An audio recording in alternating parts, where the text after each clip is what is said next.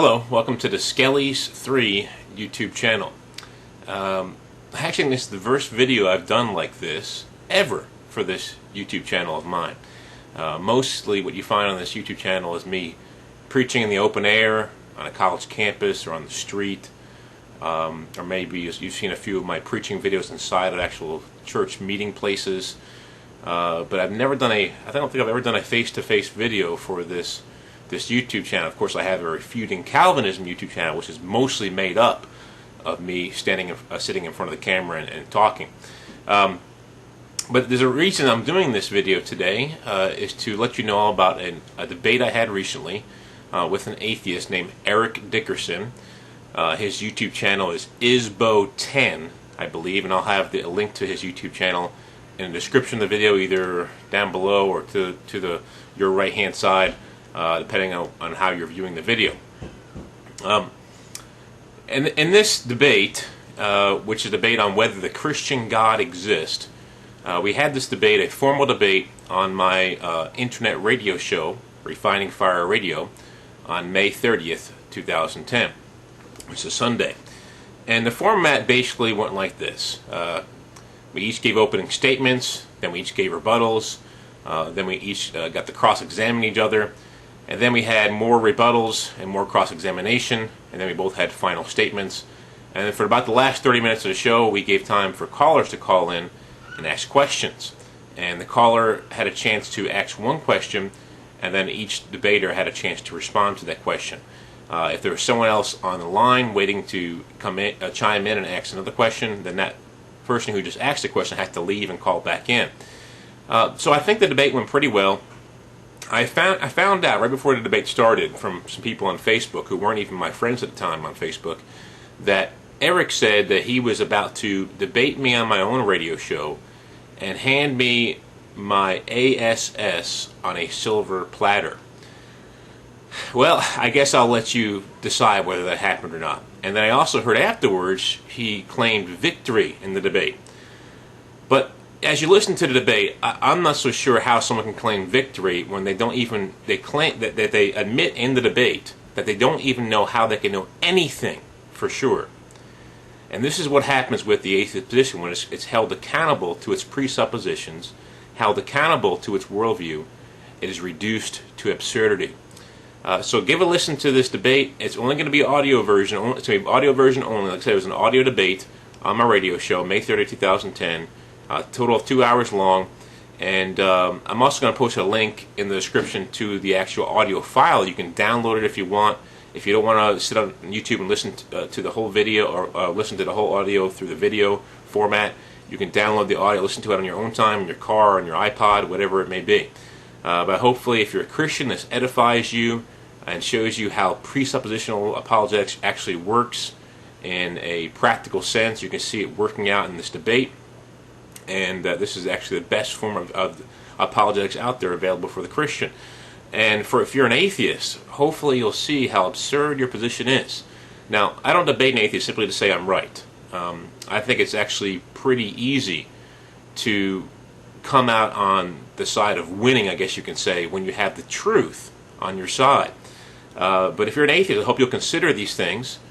And anyway, listen with an objective mind, open ears, and let me know what you think. I think I'm going to keep the comments monitored for now because of my experience with atheists in the past. They're really just can't stay without they can't comment without ad hominem attacks or straw man attacks or with filthy language. So I'm going to be monitoring comments, and that's the reason why. Not because I'm scared of your questions or your objections, as atheists always try to say, but simply because I don't want that kind of filth on my channel. And YouTube is not a public forum, it's a private forum that's given to me and to other people. It's my private YouTube page that YouTube has given to me to monitor whatever way I'd like. It's not public as a public sidewalk is when I'm out in the open air preaching or on a public college campus, which is paid for with public funds. YouTube is private, and they make their own rules, and they've given me the ability and the authority to block or monitor comments if I want to. So don't get into this soul-censoring garbage. That has nothing to do with it. It's my private channel, and I'm not. If you want to spread your straw man attacks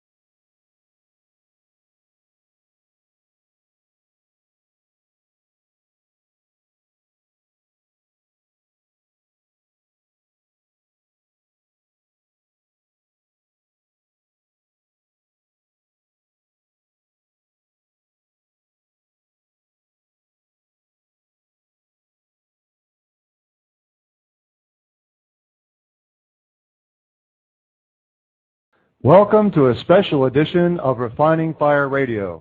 This is your host, John McGlone. Today I will be moderating a 90-minute debate between Kerrigan Skelly and Erik Dickerson on the subject of Does God Exist? The chat room will be closed today. At the end of the debate, we will have a 30-minute question and answer time with our listeners. I would encourage all of you to write down your questions for the debaters that you may call in at the end of the show. That call-in number is 914-338-1582.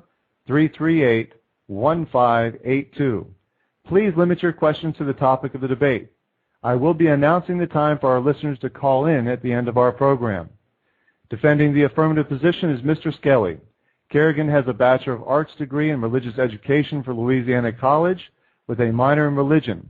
He has 6 years' experience as a youth pastor, associate pastor, and senior pastor. Kerrigan has been consistently involved in street evangelism since January 2004, personally leading evangelism teams all over the United States since January 2005. He has preached publicly in the open air over 1,000 times at over 50 universities, in many public venues including parks, subways, street corners, parades, sporting events, beaches, state fairs, festivals, and many other public places where people may congregate. Mr. Dickerson, defending the negative position, has a bachelor's degree in business administration, concentrating in both management and marketing from East Stroudsburg University in Pennsylvania. Erik is a member of the Northeast Pennsylvania Free Thought Society and Lehigh Valley Humanist Society. He runs a YouTube page with the username Isbo10.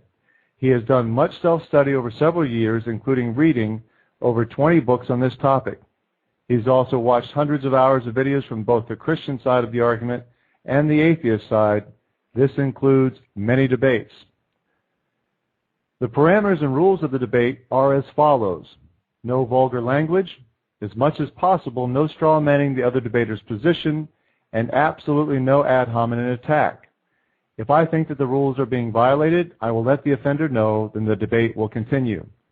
If a speaker's time expires, I will give them a few moments, then I will call out the words, "Sir, your time has expired," to let them know the same, at which point they will cease speaking. I would ask both parties to allow me to be as obscure to this venue as possible by following the agreed-upon rules for the debate. Mr. Skelly will begin with a 10-minute affirmative opening statement, followed by a 10-minute negative opening statement by Mr. Dickerson. Let us begin with today's debate. Mr. Skelly? Can you hear me? Sure can. Go ahead, sir. Okay. All right. Thanks for tuning in to listen to this debate today. Whether you're a Christian or not, we appreciate the fact that you're willing to set aside some time and consider this most important issue. First, I want to state what this debate is not about. This debate is not about all the gods in the world or God in general, as if there were such a thing. I'm not debating whether or not the supposed gods of any of the other religions exist. I'm here to defend the Christian God, the God of the Bible. And this debate is about whether he exists or not. This debate is not about the moral character of professing Christians. Neither is it about the moral character of atheists. I submit to you that there have been many professing Christians who have done horrible things in the name of God. I'm not here to defend them or their actions. I'm here to defend Christian theism as a philosophical worldview. And the moral character or lack thereof of someone who holds to a certain philosophical system does not necessarily defeat the system that they hold to. I presume from watching the videos that my opponent has put up on YouTube that he'll bring up the Bible at some point in time and try to point out supposed contradictions in it. This debate is not about whether the Bible has contradictions in it or not. Of course, I don't believe it does, but he claims that it does. Yet behind both of our convictions about the Bible is a commitment to a certain worldview. I am committed to Christian supernaturalism, and he is committed to naturalistic atheism. And this is what fuels our views about the Bible. Lastly, this debate is not about who has the most quote-unquote evidence. Let's be honest here. We all have the same objective empirical evidence when it comes to science, etc. This is true whether we want to believe it or not. The issue is not who has the most evidence, but what set of eyeglasses do people view the evidence through? It's how the evidence is viewed by the individual, or what worldview the evidence is filtered through, that really matters. And that brings me to what this debate is actually about. You see, we all have a philosophical worldview.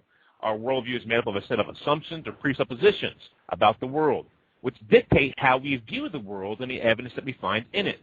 I have found this to be true every time that I've talked to an agnostic, atheist, or skeptic about these issues. They usually ask for evidence, and I have given them evidence many times. Take, for example, the evidence about the validity of the Bible. I have shown atheists the validity of the Bible through prophecy, archaeology, science, manuscript evidence, and history. And sometimes evidence is overwhelmingly on the side of Christian supernaturalism and couldn't possibly be explained from their point of view, which is atheistic naturalism. Yet they still won't budge. Why? Because they're committed to their underlying presupposition of atheistic naturalism. And this commitment to atheistic naturalism won't allow them to accept the supernatural or miraculous no matter what. They must first give up their worldview or presuppositions in order to see the truth of the evidence that I present to them. So what evidence will they accept then, if any at all? And in hundreds of hours of studying, listening to debates, and watching debates on atheism and Christianity, I've heard many atheists ask this question. They're asked, what evidence would convince you that God does exist? To which they usually reply, if I saw some fantastic miracle, like this building being lifted off the ground for several minutes, then I would believe in a God. But you know what? I don't believe them. They may say that they would believe in a God if such a thing happened, and in saying such, they might fool the listeners into believing that they are neutral or open-minded when it comes to evidence, but they don't really mean it. Just like the other supernatural evidence has been given to them, they would eventually dismiss this evidence as well. They would find some naturalistic way to explain how such a thing happened, even if they couldn't do so immediately. Or they may say something like, just because I don't have the answers right now concerning the building being levitated off the ground, doesn't mean that there are no answers concerning it. And if I, as a Christian, were to say that the God of the Bible levitated the building off the ground, they would probably accuse me of employing a God of the gaps argument. And why do they mock Christianity as a God of the gaps religion? Well, it's very simple. They are committed to the naturalistic atheism as a philosophical worldview and aren't willing to budge. Just like I said, as my argument today is going to be philosophical by nature and not empirical. I will touch on two philosophical issues in my argument, the principle of induction and the existence of a standard of morality. Let's start with the principle of induction. The principle of induction, to put it shortly, is that reality, as we know it, is uniform or law-like. This is something that we all assume in life. When we learn things in life, we turn particular instances of learning into general rules or laws that we apply to every area of life. That is, the way things happen in particular instances or experiences are viewed as the way things actually are in general. This assumption of uniformity leads us to taking our past and present experiences and predicting what our future experiences will be in similar circumstances. And we are all familiar with this. Let me give you a basic example. Let's say I have to get in the middle of the night to use the bathroom. I'm half asleep, and when I turn a light on, I can't see very well because my eyes haven't adjusted yet. So on the way to the bathroom, I stub my toe on something. Now, what's the first thing I'm going to think after I've stubbed my toe besides, ouch? The first thing I would think is, I never want to do that again. And the fact is, that's the first thing everyone else would think as well. In fact, if my toe didn't hurt the next time that I stubbed it in the same manner, I would assume that something was wrong with my toe, and so would everyone else. But after stubbing my toe, I would take precautions to ensure that it wouldn't happen again. But if I were a consistent atheist, I would have no reason to even think that the next time I stubbed my toe, that would hurt at all. Why is that? Well, because as an atheist, I would have no reason whatsoever to assume that nature is uniform in any way. I would also have no reason to assume that my past or present experiences have any value when it comes to predicting my future experiences that have similar circumstances. That is to say, atheists have no reason to assume, well, we all assume, that the principle of induction is true. The principle of induction, or the uniformity of nature, is not something that is proved through empiricism either. It's not something we can see with our eyes or that we can put under a microscope. It's the uniformity of nature is not something that can be proven scientifically or proven to exist through our five senses. The consistent atheist must say that it doesn't exist. The problem with denying the principle of induction or the uniformity of nature is that empiricism itself is based upon them. Because without the uniformity of nature, engaging in empirical observations or studies would be absolutely worthless. Yet all scientists, whether theistic or atheistic, engage in empiricism precisely because they believe that nature is uniform or law-like. In fact, that is exactly what scientists are looking for when they test, observe, and reproduce experiments. That is what all science is based upon. When discussing this issue of toe stubbing with an atheist, they will say something like, well, my toe was hurt every time I stubbed it in the past, so I have every reason to believe that it'll hurt in the future when I stub it. But that's called begging the question. When an atheist or anyone says such a thing, they are assuming the principle of induction or uniformity of nature in order to prove it. And we all know that is circular reasoning. And even if the atheist's toe does hurt every time he stubbed it, all he could know is that his toe hurt every time that he has stubbed his toe in the past. He couldn't make a universal law that says anyone who stubs their toe in similar circumstances or in a similar fashion is going to hurt their toe. He could even say that it's probable that his toe is going to hurt, or that toe stubbing will hurt for anyone in the future, since probability once again assumes the principle of induction. So if the atheist is consistent with his worldview, there's no uniformity of nature or principle of induction. Furthermore, there's also no empiricism or science. What it all boils down to is this. For the atheist to believe in such things, he must borrow from my worldview as a Christian. And he does this in order to supposedly support his worldview and come against mine. This philosophical stealing just doesn't hold up under scrutiny. Atheism simply cannot account for the principle of induction, let alone anything that is abstract, immaterial, universal, and absolute. Now let's quickly look at my argument for the atheist not being able to account for an absolute standard of morality. Just like the principle of induction, an absolute standard of morality is something that is abstract, immaterial, and universal. The concept of an absolute standard of right and wrong, therefore, doesn't exist in a naturalistic atheistic universe where everything is just matter in motion. For the atheist to say that God is evil for any reason is to beg the question, where are the atheists getting their absolute standard of right and wrong from in order to bring any charge against the God of the Bible? That is, if they're saying God is wrong in an absolute sense. If they aren't saying that God is wrong in an absolute sense, then all they're offering up is their autonomous, arbitrary opinion. In other words, they're basically saying, I don't like God. Well, so what? Does it really matter whether atheists like God or not? Do atheists really think that saying, I don't like God makes him go away? Or that saying, I don't like God is a valid philosophical argument against the Christian position? Now, if the atheist does think that his charge against God is an absolute one, once again, where does he get his absolute standard of right and wrong from? In order to say anything is wrong or right in an absolute sense, you must have an absolute standard which to judge. In order to have an absolute standard of right and wrong, you must have an absolute standard giver. And that's just it. The atheists don't have that. They reject God altogether. And in doing so, they reject the only grounds upon which they could ever say that anything is absolutely right or wrong. Yet after rejecting God, and therefore any hope of an absolute standard of morality, they try to bring charges against God. How fallacious is this? If the atheists were to say that society determines what is absolutely right or wrong, then how could any society ever be wrong?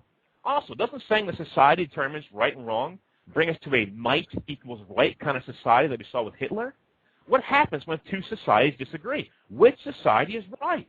Some atheists say that morality is based upon the greatest happiness of the majority of the people. But this makes happiness the greatest value in the world. Where do they get this value system from, and who says the happiness of the minority isn't more important? Atheists simply cannot answer these tough philosophical questions if they're consistent with their worldview. Thank you, Mr. Skelly. Mr. Dickerson, your response, please. Mr. Dickerson?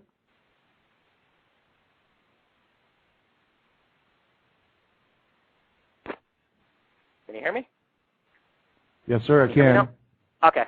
Now, to start off, I just want to define atheism for the audience to understand it. Atheism is a deity or God, nothing more, nothing less. It does not say a deity does not absolutely exist. It just says there's no good reason to believe a deity exists. From here, we must establish the burden of proof. The burden of proof lies in the positive claim.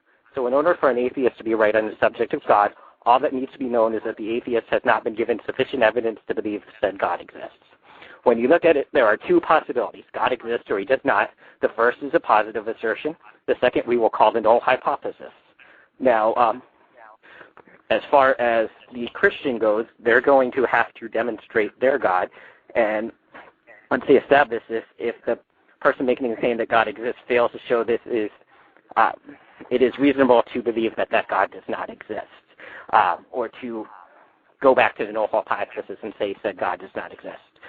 We do this all the time with such claims as fairies, unicorns, or leprechauns existing. We clearly cannot prove that they certainly do not exist, but we all know we reasonably can go along our lives making the statement they do not exist. This is the same with God. So my opponent will have to demonstrate that his God has sufficient evidence for existence. To follow through on this a little further, I rather suspect that if Kerrigan was told by a friend that a dead man walked around his house, last night, then he would just not up and believe it. He would demand more evidence, and until we receive this, he would see no reason to believe this. This brings me to another point. This idea that Kerrigan actually would not believe a friend on this, but believes a 2,000-year-old book written in an undereducated part of the desert that a man got up and walked out of his grave. Not only that, but Kerrigan actually believes said man was born of a virgin rather than his mother could very well have just been lying to avoid the harsh punishment for adultery at said time. But I digress. Back to the crucifixion. It is also a problem for Christians as their God is supposed to be perfect. This is confusing as one knows that forgiveness should not require a crucifixion. That in any other context does not sound like a perfect forgiveness. We are forced to special plead for this God that is perfect for him. This belief is then as irrational as it goes against every one of our previous understandings of what perfect forgiveness would be elsewhere. Not only does this perfect God sacrifice his son, but according to logic, this perfect God must sit and watch as children starve, children get raped or tortured as natural disasters indiscriminately take out thousands or even hundreds of thousands of people, not caring what religion they are. This God sits and watches as soldiers blow babies' heads off in front of their mothers. Does this make sense for a supposedly all-powerful creator God who loves us to do so? Not to me.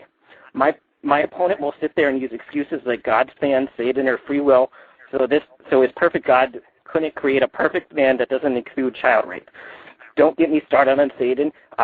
If Kerrigan is intellectually honest, he will admit that the Satan character in the Bible is responsible for far less atrocities than Yahweh.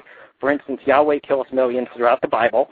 Satan kills Job's kids and possibly servants after asking Yahweh permission, for which Yahweh apparently thinks it's a great way to test Job.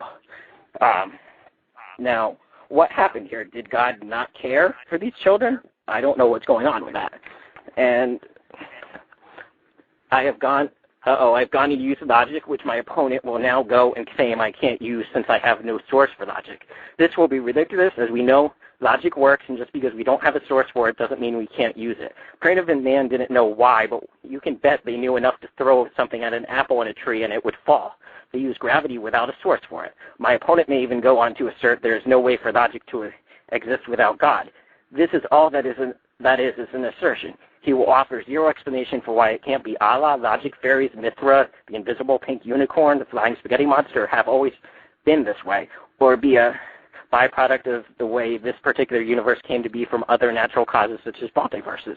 See, he will once again be using a cleverly disguised God of the Gaps arguments, stating, I don't know where logic came from, so it must be his God. Worse yet for Kerrigan, his argument he may use is calling a God who made these logical and possible statements in the Bible.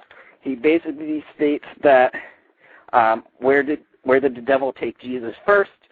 He either took him first to the parapet of the temple, then to the high place to view all the kingdoms of the world, or he took to the high place to view the kingdoms, then to the parapet of the temple. Which did he take it to first? They're logically inconsistent, and that's from Matthew 4, 5 through 8, and Luke 4, 5 through 9. Here's Mark 16, 2. It was sunrise when the two women went to the sepulchre. John 21, it was still dark before sunrise when Mary Magdalene went alone to the sepulchre. That's another contradiction. They can't both be right. So logically, it's not living up to the law of non-contradiction. Okay. He also may state that I assume logic and we can't observe it. Let me define logic in here and see if this is true. Logic, a science that deals with the principles and criteria of validity of inference and demonstration, the science of formal principles of reasoning. See, logic is a way we have observed certain laws of the universe work. We can't observe the way things work and label it logic, or we have observed the way things work and we labeled it logic. So interesting that we can't observe logic when that is the basis for labeling something logic, is that we are labeling our observation of how the universe works as logic. My opponent may also try to claim morals and need to come from his God, but that seems odd considering the majority of us know genocide, beating slaves, telling women they shouldn't speak out, infanticide, ripping up pregnant women with a sword, and much more immoral, but yet they are contained in the Bible. And if you want, later on I can provide some quotes for that. And now, morals, actually, he strawmanned me here, so I'll go on to actually explain where morals come from. Morals come from actual benefit to society's survival. Now, as we learn about what benefits society's survival, our morals change because our evidence for what's the best for society is changing. This explains why morals have changed over the times of the years, and societies, when they've came together, have advanced further in morals than what they were in the past. Okay, so I will ask my opponent to stop simply pleading his God as the only explanation for these things and clearly prove his God as a cause, or there is no reason whatsoever to believe his assertions over any of the other options. The same will go if he decides to use Kadam's cosmological argument, which basically tries to go from the universe needs a cause to God is the only cause. These type of assertions want to create a false dichotomy. They want there to be only two options. One, God did it, or these things came from nothing. The true dichotomy we can use is God did it, or he did not. And then he did not do it. It can include many different options. The thing we are looking for is the odds. The odds that a particular Christian God did it over the almost infinite number of other possible gods, as well as other almost infinite number of possible natural, not God explanations, make it so unlikely that said God is near the impossible. He needs to show more than this type of assertion to prove his God. He needs to actually show why his God is the best explanation for any of these things. Kerrigan and other theists who use these types of arguments sound like someone who enters a room and sees a box in the room. They have never seen the box, and it doesn't have a clue, and don't have a clue in what is in it. Kerrigan will assert a pair of size 9.5 green Nike sneakers are in the box. If I walk into the room and don't automatically believe that those shoes are in the box based on their word, they tell me I'm irrational and think nothing is in the box. This is clearly a straw man of my position. I just refuse to believe his assertion of what is in the box if I know he hasn't seen what's in the box. This is ridiculous, as a number of different things could be in said box, and yes, nothing is a possible answer, but it doesn't mean I believe that there is absolutely nothing in the box. Now, we see how these assertions have worked in the past. When man didn't know how the sun came up, it was a god pulling a fiery chariot. Gods explained the ocean tides. They explained the stars and the moon. We now have better explanations. The God did it explanation has failed every time to be proven, as it's been proven many times, and it's been disproven many times over. It's like counting on a baseball player who has never gotten a hit in his career to all of a sudden come through in the bottom of the ninth of the World Series. It doesn't feel like a safe bet to me.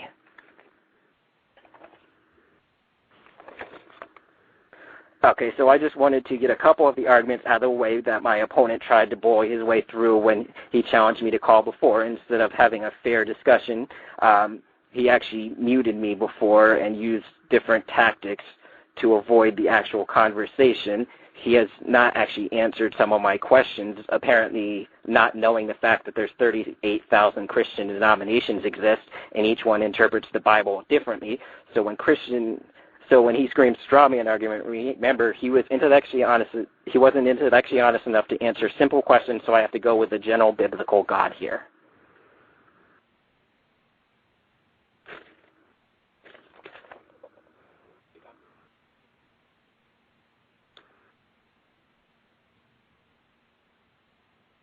And if I'm correct, I think my time's up here, so. You have a few more seconds. That's fine, Mr. Dickerson. Okay, now we're going to have a 7-minute rebuttal from each party on the other's position, starting with Mr. Dickerson. Mr. Dickerson, go ahead, please.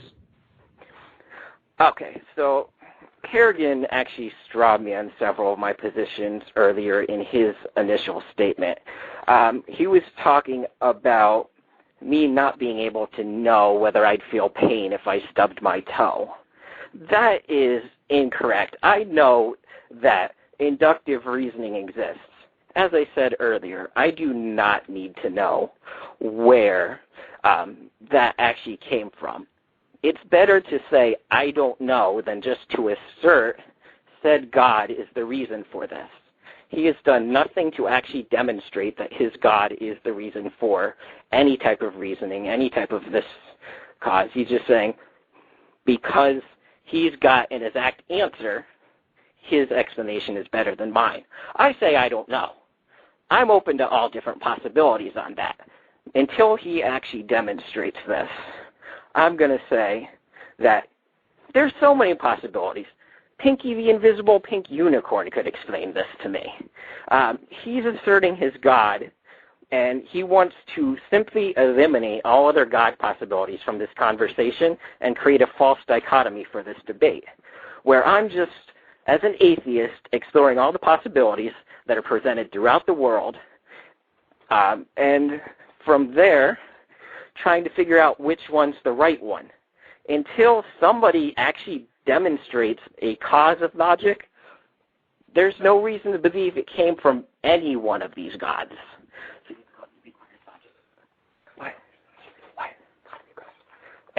And beyond that, God actually requires logic to exist. Existence itself is a logical dichotomy. Let's look at this. In order to exist, the dichotomy of existence versus non-existence must be there. Therefore, logic exists in order for God to exist, and that's you're going to say God does something other than exist. That is a dichotomy, and therefore, since dichotomies are part of logic, then logic already exists beyond God. So God is dependent on logic, so the best he can say with his worldview is that God came about at the same time logic did. If God is eternal, then logic is eternal, independent of God as well. That's just simple logic using dichotomies there. He's also stated morality. I am going to actually now go through and utilize some wonderful Bible quotes to demonstrate why morality wouldn't come from an immoral being. Because we would expect a being that caused our morality to show morality. But no, we look here at Hosea 13:16. Samaria shall become desolate, for she hath rebelled against her God. They shall fall by the sword, their infants shall be dashed in pieces, and their women with children shall be ripped up. Since when is ripping up pregnant women with swords moral? Okay. Since when is a man beats his male or female slave with a rod and the slave dies as a direct result, he must be punished? But he is not to be punished if the slave gets up after a day or two, since the slave is his property. From Exodus chapter 21, I'm wondering here, since when is beating slaves moral? Yes, when 2,000 years ago, people from an undereducated part of the world who didn't have their morals in order wrote a book, it may have been considered moral. But this does not apply to a perfect moral God. His morals should already be up beyond that standard at this point. But no, we've got this in his inspired word. We have also got, from just to show that it's not just Old Testament here, we've got Timothy.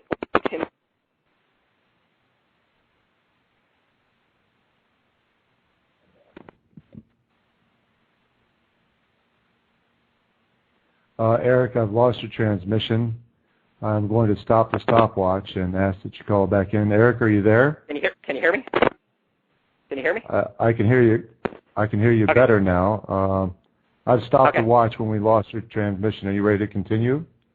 Yeah, I don't know where exactly the transmission was lost, but I'll continue. Okay, you have a little bit over 2 minutes left, sir. Okay, so what I was saying is, to show I'm not just going all Old Testament, we have 1 Timothy 2, let the women learn in silence with all subjection. But I suffer not a woman to teach, nor to usurp authority over the man, but to be in silence. I wonder, when was sexism considered the utmost of morals? This is God's inspired word we're talking. And this is absolute morals. Because sexism, we have learned over time, it's not beneficial to society. And when we go back to what's beneficial to society as our source of morals, it makes sense that we learn this. But when we go to an all-powerful God who is supposed to be perfectly moral teaching us, this becomes somewhat dumbfounding to me to try to figure out why he would do this.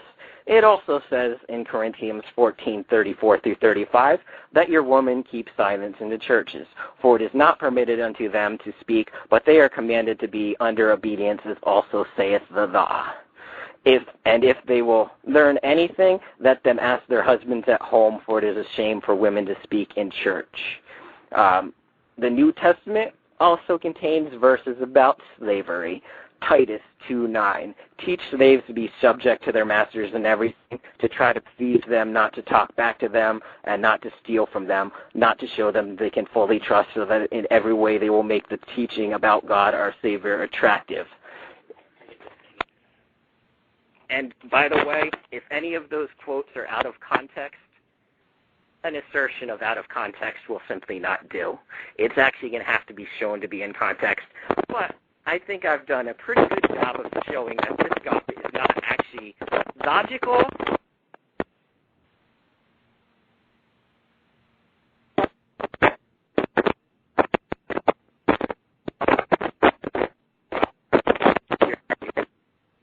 Okay, Eric, you're breaking up on our transmission here. Can you, we'll have 15, can I get you to, are you there, Eric?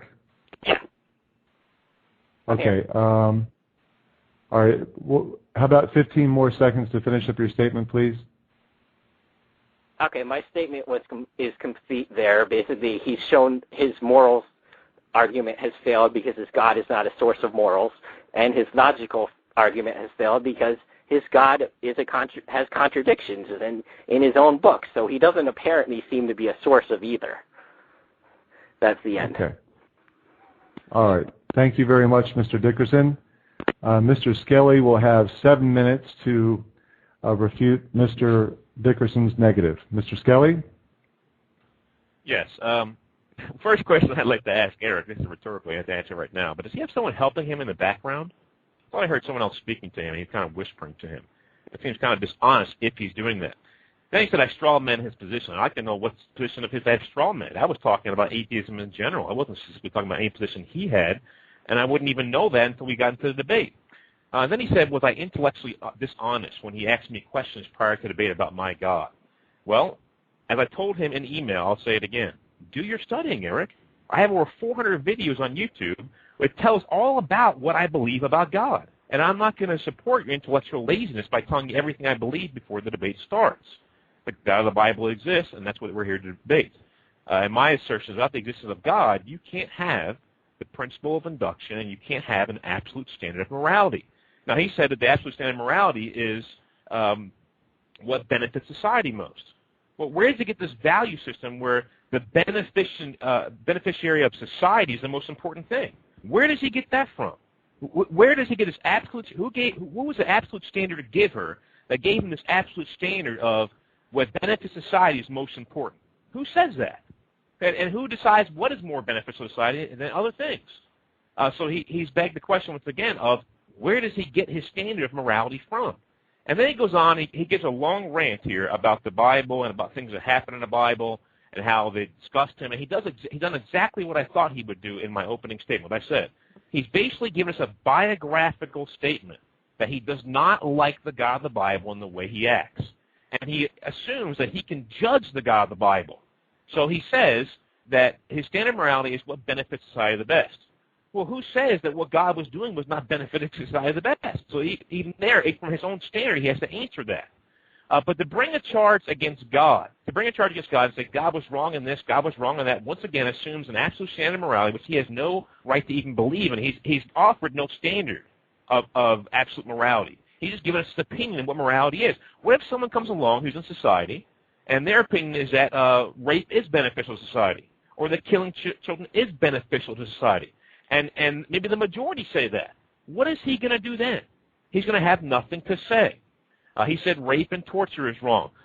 Soldiers blowing off babies' head is wrong, which I agree rape and torture is wrong. I agree soldiers blowing off babies' heads are wrong. But then he says that God, because God does nothing about it, God is wrong. Well, where is he getting the standard from? Once again, who says that God is wrong by doing nothing, by allowing man to have free will? And what standard is he using to say that these things are wrong? When it breaks down to atheism has no right to believe in some kind of immaterial, abstract, universal laws. And he is saying, when morality is abstract. It's not something you can touch or smell or taste. It's immaterial.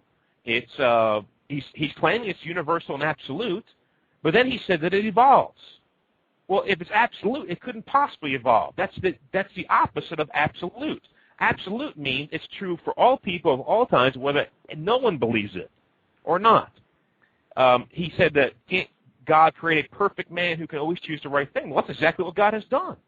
God has created a perfect man who can always choose the right thing. The problem is man has chosen not to do the right thing. He's also created a man who's given the free will capacity to choose right or wrong. Now, if God wants a genuine love relationship with his creation, he must give them free will. Otherwise, they're forced to choose him and forced to do right. And if someone's forced to do right, are they really doing right? No, they're just puppets in the hands of a supposed God. He says the Bible was written in an uneducated part of the desert, which is ignorant conjecture. I'd like to see him prove that. He said, we just know that the principle of induction exists. We just know logic exists. By the way, logic's not one of the arguments I'm using today, Eric. So I'm using the argument of the principle of induction and using the argument of morality. But he said we just know they exist. We use them. We just know they exist. Well, how does it mean to do the same thing with God? We just know God exists. That wouldn't be philosophically cogent. I wouldn't be honest. It wouldn't be a debate. And what we're looking for is here a debate. How does he know the principle of induction exists? And because it exists because I know it does and because it works. That's begging the question. The principle of induction, once again, says that past experiences or present experiences, we superimpose it upon future experiences and say that it's going to happen the same way if something happens on the same manner. Take this toe stubbing example. If I stub my toe and it hurts, I'm assuming that it's going to hurt again in the future. Well, how do I know that? I know that because the God of the universe has created this world in an orderly fashion with uniformity in nature. And from my worldview, the supernaturally Christian worldview, I believe in things that are immaterial, abstract, universal, and absolute. And Erik's worldview, as an atheist, a naturalistic atheist, where everything is just matter in motion, he has no right to believe in immaterial, abstract, universal laws. But yet he does. And in doing so, he borrows from my worldview once again. So for him to say, I just know the principle of induction exists, I mean, how would you feel if he did it about God? That's my whole argument. How does he know morality exists? And if we're just higher forms of animals, like atheism and evolution supposes, then why should we have morality? Why shouldn't cannibalism be okay? Why shouldn't rape be okay? You know, when a shark rapes another shark, we don't call it rape. It's forcible copulation, but it's not rape. When it comes to humans, we call it rape. When it comes to animals dying, animals don't have funerals for each other. But when we die, we have funerals for them. That's called dignity in human experience. When an animal kills another animal, even if it's of the same species, like a lion killing a lion cub, they don't have a justice system where they rule over them and force them to go to jail for a period of time because of what they've done. But we do. And if we're just higher forms of animals, we have no reason to believe in morality, and we have no reason to believe in the principle of induction because animals don't work that way either. But once again, Erik's worldview with his naturalistic atheism cannot support abstract, immaterial, universal laws, which he does believe in. All of us believe in. All of us use it. All of us believe in morality. All of us believe in the principle of induction. But I submit to you that my worldview is the only one that provides a proper foundation for such things. Thank you, Mr. Skelly. Now we will have a 5-minute cross-examination period from each party.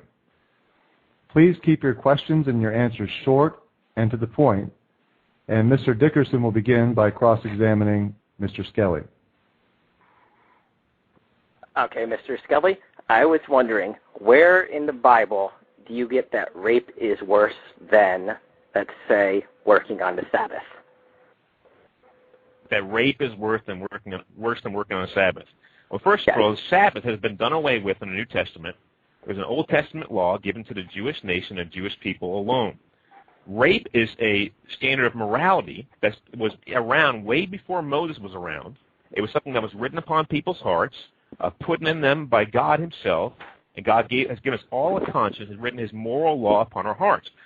Breaking the Sabbath is not a moral law for all people of all times. It's only for the Jewish people, the Jewish nation under that covenant.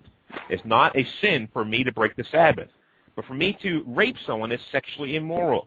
And it's not loving towards them. And the Bible says, love your neighbor as yourself. Okay, can you tell me what the Bible says is the punishment for rape? It's the only statement about the punishment for rape in the Bible. Yeah, well, we're going back to the Old Testament law once again. Now, keep in mind, we're going to these Old Testament laws. These are given to the Jewish people alone, not given to all nations of all time or all people of all times, and they are governmental laws. Just like America has governmental laws. And America is a democracy, a republic. The nation of Israel, with a theocracy, ruled directly by God. So God gave them directly what the laws they should rule by. So just like our nation has the death penalty for certain things, and it's actually changed over time, God gave the nation of Israel certain punishments for certain crimes. So in the nation of Israel, he gave them the punishment of death for certain things for a good reason. But that does not superimpose upon all people of all time. I'm not, as a Christian, if I find out someone commits adultery or rapes someone, it's not my job to take up stones and kill them. That's not what the Bible teaches. Okay, so I would wonder, what's your take on Matthew 5:17 through 20? Okay, let me get there real quick and read it. Matthew 5, I think it starts something like not a jot or tittle of the old. Sure. Matthew 5:17-20 says, "Do not think I came to destroy the law of the prophets.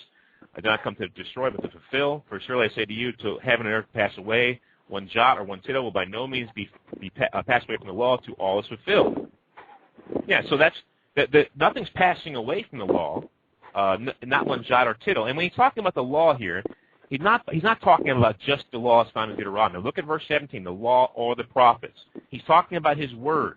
God's word, thus saith the Lord, will not pass away.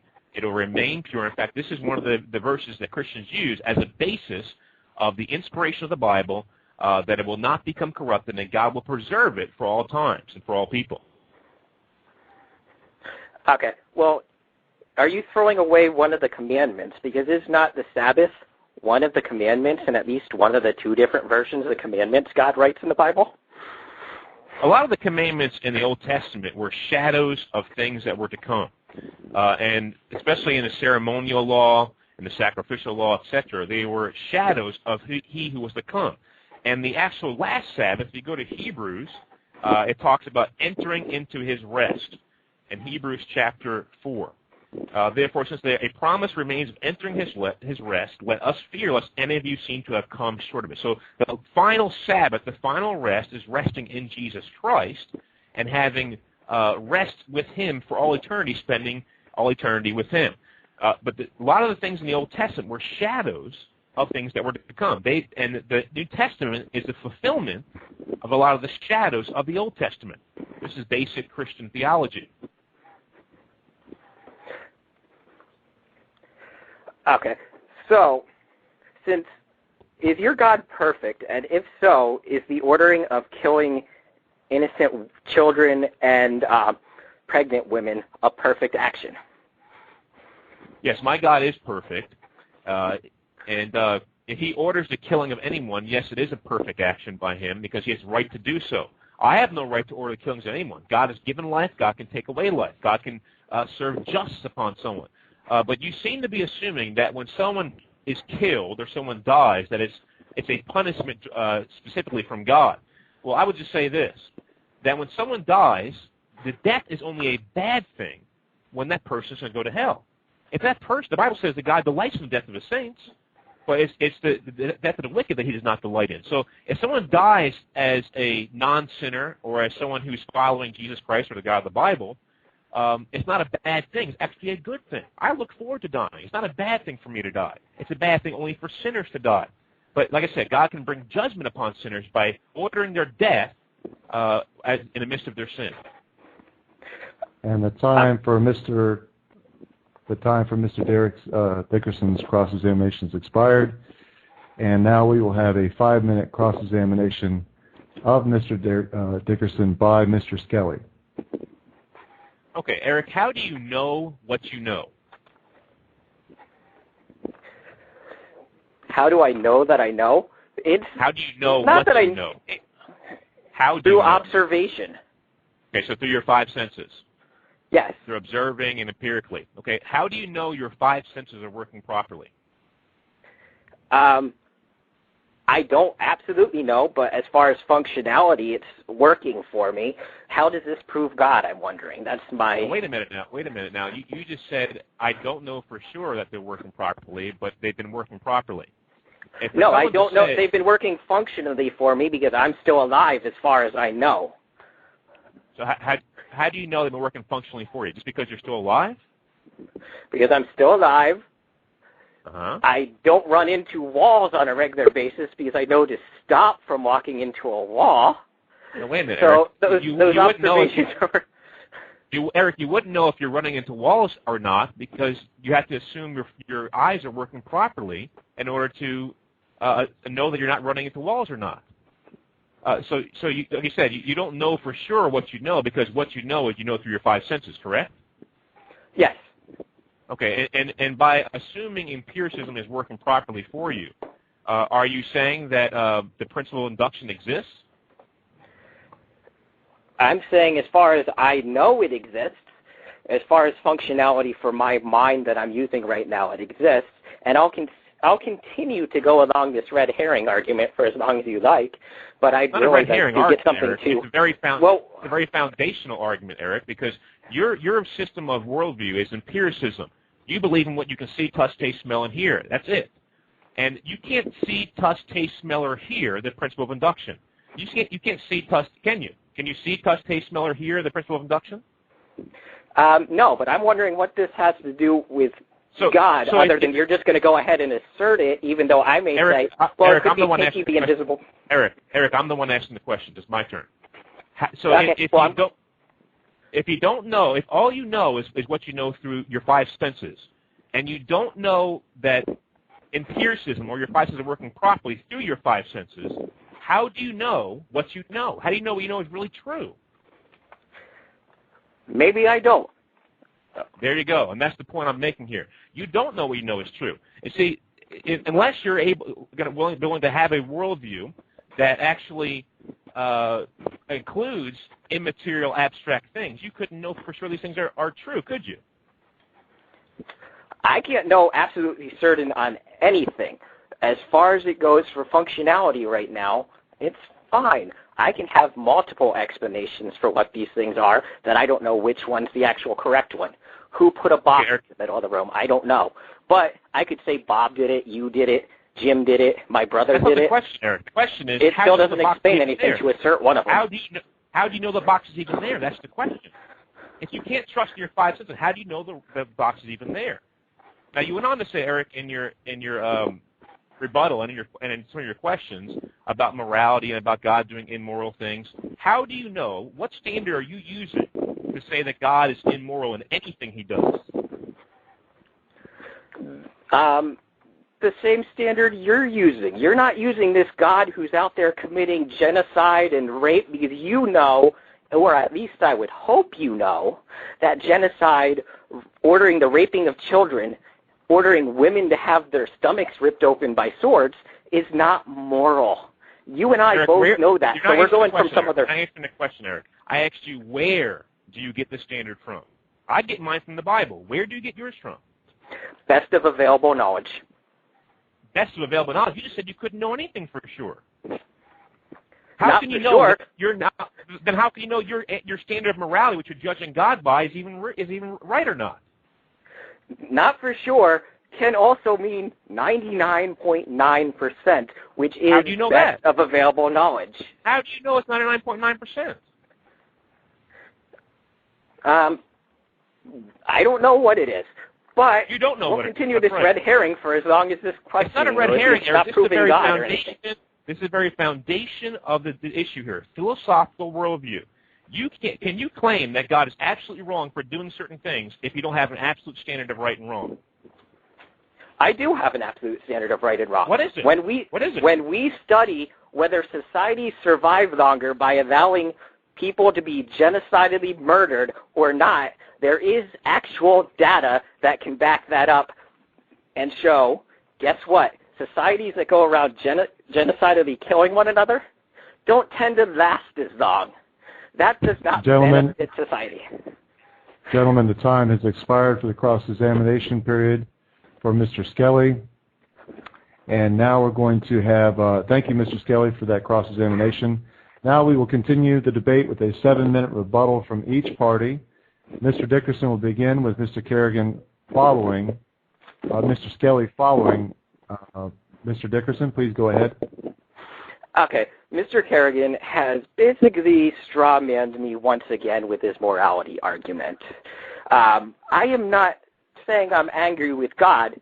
I am showing a direct contradiction of what we know is moral versus the source of the supposed moral he is claiming. It therefore follows that based on the law of non-contradiction, that we know our source of morals would not be immoral, that this God is out. Simple. So his argument for morals, we may not know where morals actually come from at all.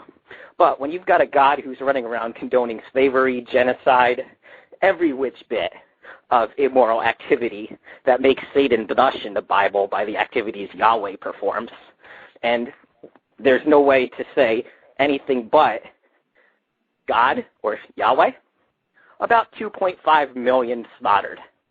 Satan, 10 at most in the Bible. But yet, strangely, some people don't read the Bible that way.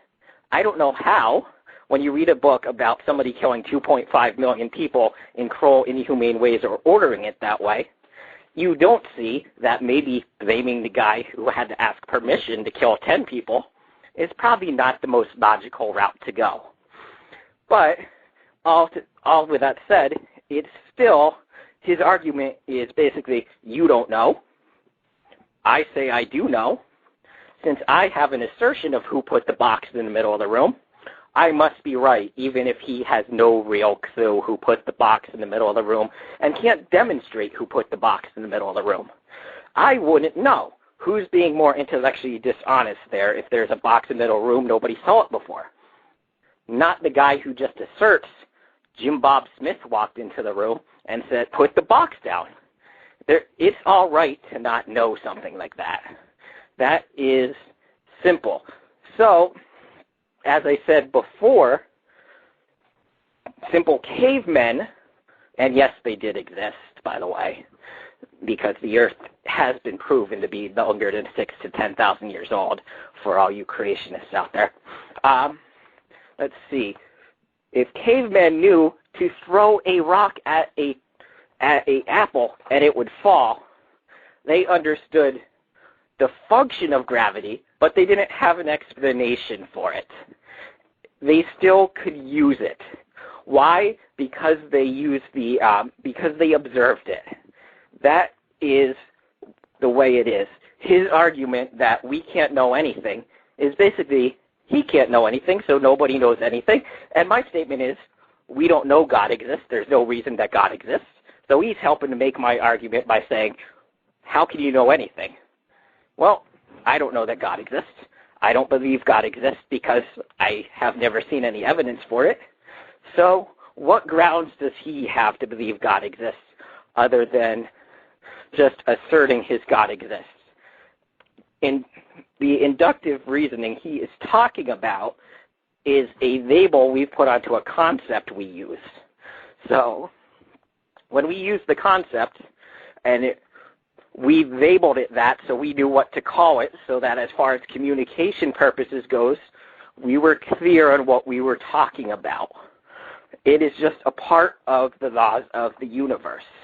It's the way the universe works in the universe that we, at least to the best of our knowledge, based on our observations, know exists. He's just trying to go in a very philosophical, we don't know anything type of argument and say we're assuming, when that assumption, even if I grant him that assumption, where's the evidence that God exists? There's still just an assertion that his God is the reason for that. I could say inductive reasoning fairies created it. That's not Yahweh. I can assert the same thing. He doesn't believe that inductive reasoning fairies exist. How can he have any explanation for this without believing reasoning fairies exist. Do you see how ridiculous that argument really sounds?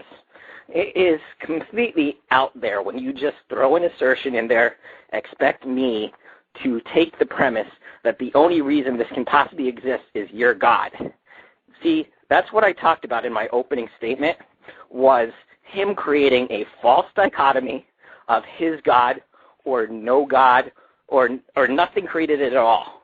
It's basically nothing created at all or his God is the false dichotomy he wants to argue. We're not going to play that game here.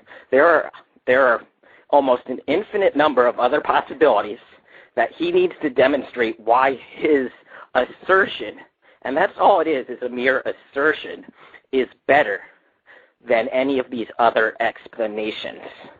So until he does that, he's simply asserting that his ability to have inductive reasoning, or whatever he's calling it, is there because of his God, instead of inductive reasoning fairies, instead of the Pinky the invisible pink unicorn, instead of Allah, instead of Thor, instead of Mithra, instead of Horus. Horus was a great guy. He kind of sounded a lot like Jesus in a lot of ways. I don't know if you know that. Maybe you should look that up. So did a lot of other gods. But that is the point. He is clearly just using God-of-the-gap arguments that use false dichotomies and an assertion of his God. Until he actually starts to prove this, I don't see much more I really have to say. So, Mr. Dickerson, you're willing to forfeit the next 45 seconds of your rebuttal? Yes. Okay. All right. Now we will have a 7-minute rebuttal from Mr. Skelly. Mr. Skelly, are you there? I'm here. Go ahead, sir. I want everyone to notice something here. Exactly what I pointed out in my initial opening statement. Do you see Erik's pre-commitment to his atheistic naturalism and everything that he says? He says, I asked him, how do we know what is moral and what is not moral? He keeps going back to what is beneficial for society. But where does he get this value system from, that what is beneficial to society is the highest good there is? And he keeps saying, oh, we all know that rape is wrong. We all know. I don't doubt that we all know rape is wrong. My question is this: how do we know that rape is wrong? From Erik's point of view, he couldn't possibly know that rape is wrong, because morality itself, once again, is an immaterial, abstract, universal, and he's claiming it's absolute too. I don't know how he's claiming that. It's absolute because he said it evolved over time. But morality is a universal, absolute, abstract, immaterial entity, and in his worldview, he said he knows what he knows through his 5 senses. Now, how does he know that morality exists through his 5 senses? How does he know the principle of induction exists through his 5 senses? Once again, if he says, well, because it works. Well, that begs the question. The principle of induction says that my past experience will happen in the future. That's what the principle of induction is. For him to say it works is to presuppose the principle of induction in the first place, called circular reasoning. How do we know what is moral and what isn't? How do we know the principle of induction exists? How? How do we know? From Erik's point of view, he can't know anything. He's right about that. He can't know anything. He even admitted it in his last statement. He doesn't know anything for sure. That's a very telling statement about his own worldview, that he knows nothing for sure. Everything's a guessing game for him. He doesn't even know if his 5 senses are working properly or if the empirical method works, and that's the basis of everything he supposedly knows. And yet he's going to use empiricism, use his 5 senses, use the principle of induction, use an absolute standard of morality in which to judge the God of the Bible. Does anyone see how fallacious that is? Yes, my worldview can account for absolute morality. My worldview can account for the principle of induction. My worldview can account for my 5 senses working properly. He might not like that. It doesn't really make a difference if he likes it or not. The fact is, my worldview can account for things. And by the way, I'm not here to argue about other religions. This is the argument, this debate is about the God of the Bible. I'm not here to argue about Mithras or Horus or pink fairies or pink unicorns or Thor. I'm here to argue about the God of the Bible. And by the way, even if those were, which they're not, valid options about the principle of induction and about morality, first of all, it's not what this debate is about. And second of all, he doesn't believe in those things either. So where is he still? Where is he going to get his foundation for these immaterial, abstract, universal laws? He said inductive reasoning fairies could exist. Well, do you believe that, Eric? If you like, we can debate that sometime as well, but it's not what this debate is about. In all honesty, Eric, your example about the box being in the middle of the room, it's not about how it got there, Eric. It's about whether you even know it exists or not. How do you, if your five senses, you can't trust them implicitly, absolutely, your five senses are working properly, then how do you know the box is even in the middle of the room in the first place? How do you know that? And like I said, he knows all things that he knows, supposedly, through experience or through his five senses. How does he know anything at all? He said he just knows it. It's okay to know something like that. Well, how would you like me to say that about God? He just exists. It's okay that he just exists. How would you like me to say that about all the questions you ask me? I don't know. It's just that way. That's not the way debate works. That's not philosophical, cogent reasoning. Like I said, we're here to debate whether the God of the Bible exists. Eric has a pre-commitment. No matter how much evidence I were given, no matter if I were to take all these supposed contradictions that he's brought up in the Bible and show him there's no contradiction whatsoever, he would not accept that the Bible is God's Word. Why? Not because he finds supposed contradictions in it, because he has a pre-commitment to atheistic naturalism. The question becomes, once again, going back to morality, if we're just higher forms of animals, as atheism and evolution assumes, that we evolved over a random process of millions of years, and we're here where we are now, as he said before, the Earth isn't 6,000 years old or 10,000 years old, as the Bible says, it's millions of years old. Why don't animals have a system of morality? Why don't they have a justice system? Why don't they have things like love? Why don't they have dignity, like funerals for their dead loved ones? I watched a video recently of two lions walking by a lion from their pride who died. They walked by, sniffed it, and walked away. They didn't bury it in the ground. They didn't have a funeral service for it. They didn't go after the animal that killed it and said, you're going to go to jail for this. That's not what happened, because we are not animals. We are individual human beings made in the image of God. God's put a sense of morality within us. He's put a conscience within us and written his law upon our hearts, and that's why we're moral beings. So unless Eric can account for morality somehow, now listen once again, I'm not saying that atheists don't act moral, that atheists don't use logic, atheists don't use the principle of induction or engage in empiricism or trust their five senses, or that they don't believe in morality. I'm simply saying they can't account for such things because their worldview, which is material in motion, is all it is. It's materialism. It's atheistic naturalism. The material world is all there is. How can they account for things that are outside of the material world? And the answer is they can't. And once again, I'm looking for an answer to this, Eric. Where do you get this value system from? That what benefits society the most is the most important value there is. See, what Eric is doing, he has no absolute standard. He's made that standard for himself. And some people may think it's a good standard. Some people may think it's not a good standard. But the fact is, he's made up the standard. He has no standard giver who gave it to him. And by the way, Eric began to exist at some point in time. So he can't be the absolute standard giver himself. So all he's doing, once again, is being autonomous and arbitrary and offering his opinion. He's not offering any kind of absolute right or wrong, and he can't actually say God is right or wrong for what he has done or what he has done in the past or what he says. All he does is offer his opinion. It's biographical information that he does not like God, and he thinks what God does is wrong, but he has no way of proving such a thing because he's being autonomous and arbitrary, and his worldview can't support such statements philosophically. That's it. Okay, very well, Mr. Skelly. Thank you so much. Now we will have our final 5-minute cross-examination period. Again, please keep your questions and answers short and succinct. We will begin with Mr. Dickerson and follow with Mr. Skelly. Mr. Dickerson? Okay, simple yes or no question. Does God see everything? God sees everything that can be seen. Okay, so since we can assume that child rape is part of everything that can be seen, we can assume that you believe that it is perfect for God to sit and watch a child get raped when he, according to the Bible, is more than capable of coming down and stopping it. Is that correct? Yes, God could stop a child from being raping, but from my point of view, from my worldview, he has good enough reason for allowing it to happen, not causing it to happen, but allowing it to happen. To the best of your knowledge, what is that reason for allowing it to happen?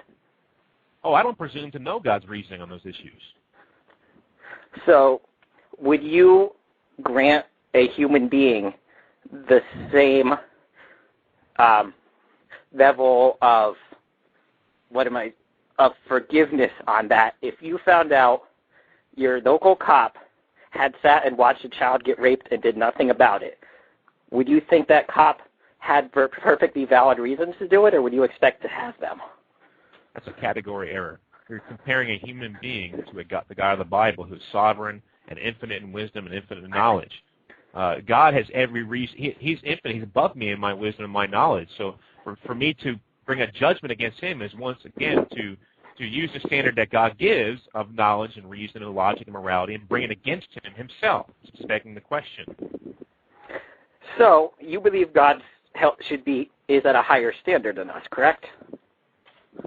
No, God's not at a higher standard than us. He is at a different standard than us because, for example, murder. If a human being killed another human being, it'd be murder. If God kills a human being, he has a right to do so because he is given life and he can take it away. And he can bring justice down upon people who have done wrong things. In regards to rape, God's at a different standard because he has infinite wisdom, like I said. So he knows more than I know. Okay. Would this world be a better place with or without child rape? This world would be a better place with or without child rape. That's your question? Yes. I think from a human perspective, of course it would. It would be a better place without child rape, right? And if it were up to God, if God were to force his hand, he would say the same thing. So God, who in, was it Numbers, I think, agrees with Moses about taking the virgin children for their own, is against child rape. What verse are you talking about now? Let me pull it up here. I've got it on my paper here. Because I can't respond to it, so I know exactly what it says. Okay, let me pull Numbers up here.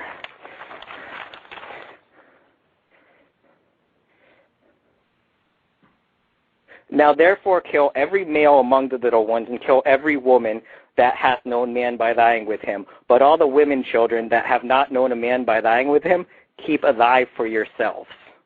So this is a God who's... Numbers where? Numbers 31:17 and 18.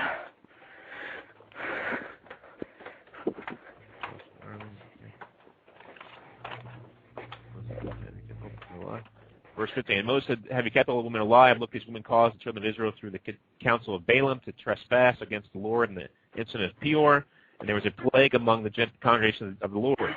Now therefore kill every male among the little ones, and kill every woman who has known a man intimately. But keep alive for yourselves all the young women who have not known a man intimately. So you're assuming that it's saying here that they're going to force these young women that are keeping alive to marry other men or to be raped by other men? I think it's a pretty fair assumption, considering they felt the need to classify them by virgins or not, based on the laws of the land. It doesn't say anything about rape there, so you're assuming that. It says, now therefore kill every male among the little ones, verse 17, and kill every woman who has known a man intimately. But keep alive for yourselves all the young girls who have not known a man intimately. It's talking about being united together with people from other religions, which is idolatry, and which God strictly forbids them to do. And now he's saying if they haven't known a man, they haven't broken God's law. Where does it say anything about rape in there, Eric? It's kind of implied, and when you read a verse about killing men and women children, and then all of a sudden you're going to sit there and say, wait a minute, it's not women, it's not rape. It's killing. Well, it's the killing kids part, all right. If you're gonna, I'll take away the rape. Is killing kids morally correct? Gentlemen, time, Mr. Dickerson, time's expired for your cross-examination.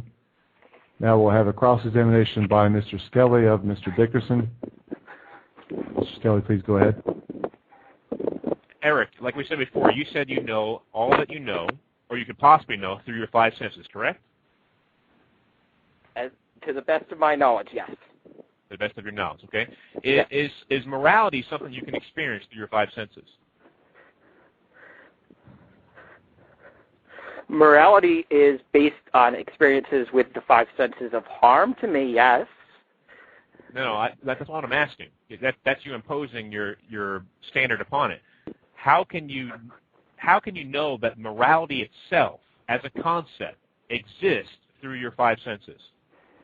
Communication with other people to get these experiences combined into where we have experiences actually coinciding with one another.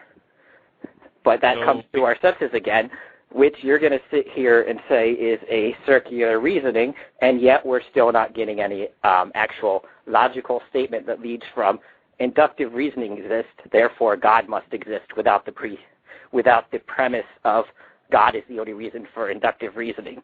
So, Eric, my I'll be glad to go through this God is the gaps argument all day. Eric, my worldview is a supernaturalistic worldview. Your worldview is an atheistic naturalistic worldview. You can only know what you know through your five senses. Now, if you can't know anything, Eric, how can you possibly know that God is wrong for allowing these things to happen? Because they don't benefit our society. Where do you get this from? Where do you get this from? That benefiting society is the highest value there is. It's a actual part of survival of the fittest. And that is part of evolution. And why is survival of the fittest important? Because for whatever reason that I can't explain, and I admit I can't explain it, but just because you assert it doesn't mean you've got the answer either. I want to survive. Okay? Why do you want to survive? Why is survival important? Why is that a value? As I said, I don't know. But then again, this is just turning into a God of the gaps argument because I say I don't know. That means opens up your worldview for an assertion say that your worldview. I didn't ask you a question, Eric. I didn't ask you a question. I didn't ask you to go on your rant. I'm asking the questions now. What happens in a society where some people think one thing benefits society and other people think an exact opposite benefits society? Who's right and who's wrong? The society that actually eventually presents the evidence that shows that this society moves on better than the other society as far as survival. So survival, once again, is the most important thing. Yes. Okay. So survival is the most important thing. And what if survival is dependent upon raping and killing certain people? Would raping and killing certain people be valuable then and be moral? I can't really think of a situation where necessarily raping and killing children would be necessarily moral. So my explanation doesn't explain it all. But still, it leaves questions, but based on questions does not give anybody the right to assert. Eric, an atheist said recently that I heard on a video, he said, if there was a society where there's only one woman and there's lots of men, now your position is survival is the most important. If that woman was refusing to have sex with other men, would it be a moral thing to do to rape her? I don't know. You don't know. You told me survival is the most important thing. I say I don't know. I'd have to weigh that situation when it came. Is survival the most important thing, Eric? Survival is important to morality, but most important does not mean the only thing to morality. Okay, so if survival is the most important thing, and there's only one woman left, and she refuses to have sex with other men, that's the only way we can survive as a race. Should those men rape her? Probably not. You know what? Hello? I don't know this. Yeah, probably not. Oh, so you have someone in the background helping you? No, I said I do have my brother here, but he's not really helping me. I said probably not. Now, I can rethink, probably not. So maybe my survival argument isn't the greatest, but it's still another explanation that still has less flaws than yours. So where does morality come from then? I don't know. Yeah. You don't know anything, it seems like. I don't know. Time, gentlemen. Thank you, Mr. Skelly. Now we've come to our final 8-minute closing arguments for this debate. I would ask that neither party introduce any new materials at this time, but to review what's been dialogued previously. Mr. Dickerson, will you please? Okay. The final part of the argument is that just because I don't know where morals exist, I'm sure Mr. Skelly has looked up the definition of God of the gaps argument. When your opponent doesn't know, and he does, by the way, in the beginning, God of the gaps. If your opponent doesn't know, you can't just simply assert. You still have to demonstrate. I have said that I think there's possibilities that it's just a part of the universe. I think it could just be even beyond the universe. I think it's possible that moral fairies or inductive reasoning fairies created it. Not likely, but somewhat possible. Any of the gods are possible.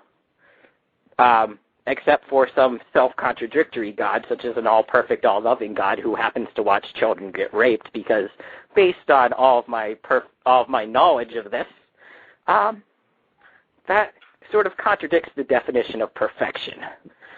So watching children get raped is not perfect. But I have had my opponent say it is, and he's trying to simply embarrass me by having me say I don't know. His arguments have basically made him say some of the most immoral things I can think of, that you think it's okay to watch children get raped, that you think it's okay, that it was perfect to kill children with a sword and rip children out of their mother's stomachs with a sword. He has stated this was perfect. I don't know where his morality actually came from to begin with, because this is not the morality our society has. So to sit here and claim that our society's morality comes from this God is not the way it is. We all know these things are wrong, but this is what this God does. Now, you can have lowered expectations for your God. I know what my morals are. You know what your morals are. I can't believe he even said those things. But in order for his God to be the explanation, he is required to say that it is perfect to rip women's stomachs open with swords. It is perfect to watch children get raped. I cannot stress this enough, that this is what Mr. Skelly has said on his own radio show. That, to me, shows that the morality we're talking about isn't even on the same level to even be having this conversation about what the cause of morality is. We need to sit down and actually discuss what this morality is a little bit more before we can even assert what the cause of this morality is, if we can't even agree that it's wrong to watch children get raped. I don't know what to say to that. I don't know what to say to his inductive reasoning argument, because all he's done is thrown in, if you actually put his argument down into a logical argument for this, it states this: inductive reasoning exists. God, Yahweh, or God of the Bible, is the only, or Jesus, whichever you want to call him, is the only explanation for this. Okay, talk about a begging the question argument. Seriously, because your second premise, that's the hidden premise in your argument, is basically the conclusion you're looking for. You're asserting as your second premise that Yahweh is the only explanation for this, without ever eliminating any other options. You have just said, because I have a reason for this that I know for sure, without any good reasons that you've given us, other than you have one, that you know why it exists, I don't know that it exists, or I have no reason for having inductive reasoning.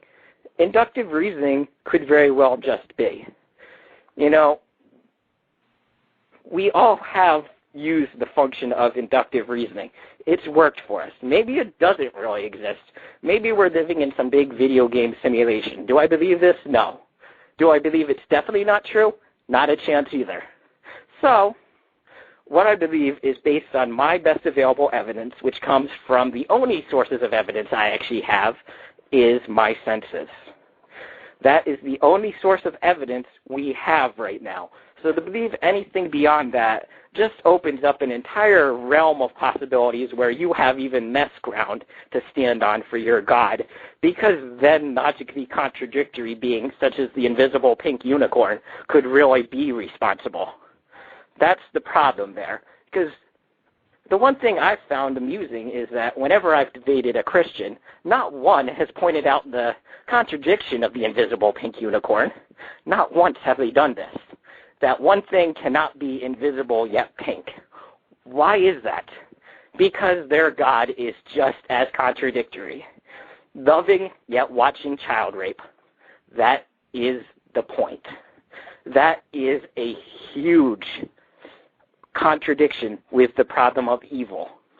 Because you're telling me this God is loving, perfect, forgiving, yet he also will turn around, because the only way to heaven is through accepting Jesus. Now, what do we know about the Holocaust? That the victims were Jewish. What do we know about a majority of Jewish people? They never accept Jesus. Guess what happened? I'll tell you what happened. If Christianity is true and his morals are true, we must believe it was moral to send all the Holocaust victims to hell for eternity after already suffering. Now, his argument has been from our morals. So my argument is to counter that the being he's proposing is so immoral that there's no possible way it could possibly be the source of morals. That is the basis of the argument here. He has been forced to say immoral things that we know are moral. We may not have a reason for it, but I know Kerrigan over there knows this. So I would love to hear an explanation for this, or hear a logical actual argument from him where he presents A and B means C, God. But so far we have got none of that. We've got assertions. So, with that said, I'm willing to sacrifice whatever time I have left to let Mr. Skelly actually try to present some sort of argument here. Okay, thank you, Mr. Dickerson. We'll bring in Mr. Skelly now for his final conclusive arguments, 8 minutes. Now, Mr. Skelly, would you like to begin? Yes. I wonder why Erik keeps giving up time, because he really has nothing else to say. Because like he said, he really doesn't know if he knows anything. He just thinks he may know something. There's a possibility he doesn't know anything. Like he's bringing up pink unicorns, fairy, etc. And he brings up a good point. Those things are material. Material things begin to exist at some point in time. So those things couldn't possibly be the foundation for the existence of immaterial, abstract, universal laws. But if he really believes in pink unicorns and fairies, we can debate that as well. But he doesn't believe those things. He believes in an atheistic, naturalistic worldview, which simply cannot account for anything that's abstract, immaterial, universal, and absolute. He keeps going back to me saying that God was perfect, that these things were God's perfect will. Well, no, that's not true. I didn't say that. I said God had a reason for allowing these things to happen. And God does have a reason for allowing these things to happen. But if God's perfect will was always done, there'd never be rape. There'd never be murdering. There would never be sin, period. Now, is he ready to impute his own sin to God as well? That it's God's fault that he's sinning? Because he basically wants to impute all evil things that have ever happened as being God's fault. And he keeps going back to rape. Now, here's a question that Erik needs to answer for himself. Does Erik know that rape is happening somewhere around the world?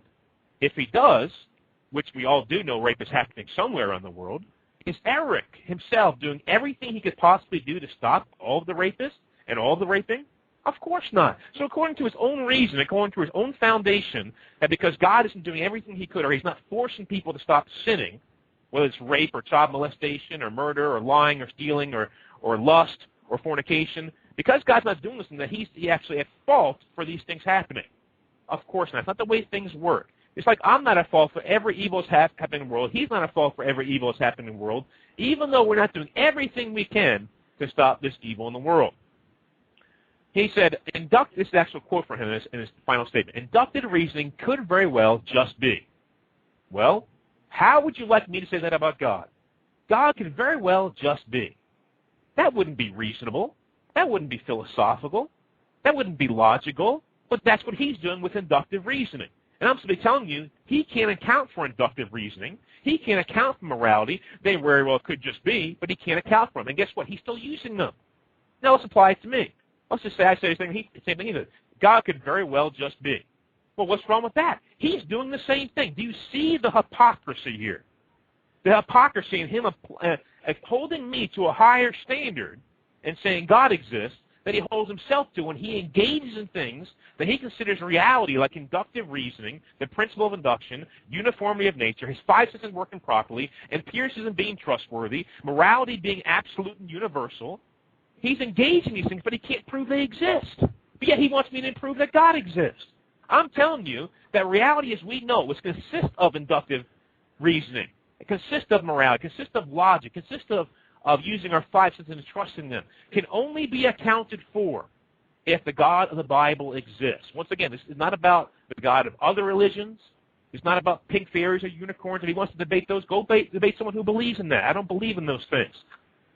But he doesn't believe in those either, so he still doesn't have a foundation for what he believes in. Erik Dickerson, I was made aware of a quote that he put on Facebook today by someone who emailed me who I don't even know, who knows Erik on Facebook. This is an actual quote from him. Today at 4 p.m., I hand an evangelical preacher his ASS on a silver plate on his own radio show. Really? Well, I don't think that happened, Erik.